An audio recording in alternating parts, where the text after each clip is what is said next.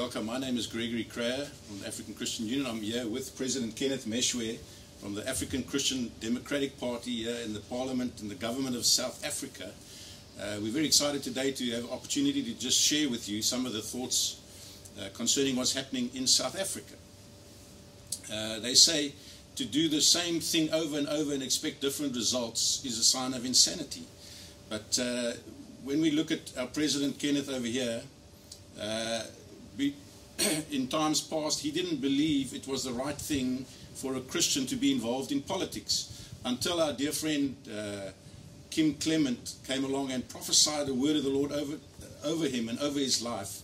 And let me give him opportunity to share that with you now.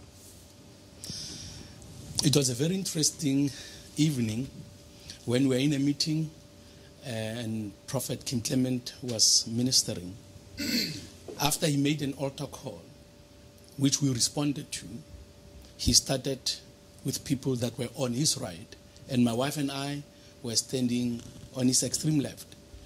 He spoke to 3 people and then left everybody, went to the extreme left to where we were standing.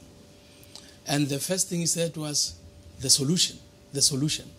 I see written over you, the solution. God says he's giving you a solution for his people. God is giving the solution. Then he also said, the Lord is going to put you in the midst of rebellious people. People whose hearts are hard. But the Lord said with time, he will soften them.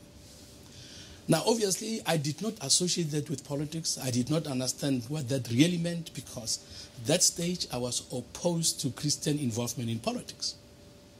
It took about 3 years for that word to come to pass and for the Lord to turn my heart around. I was convinced that anybody who wanted to make it for the rapture must stay out of politics, because I saw a number of Christians that used to be on fire for God lose their zeal as a result of their involvement in politics. It's a long story of how the Lord convinced me that it is not because of politics necessarily that Christians get lost, but it is because of disobedience. Because when the Lord finally said to me, I must get into politics, I asked him a few questions. The first question I asked was, Lord, do you want me to backslide? And the Lord said, you do not backslide when you obey me, but you backslide when you disobey me.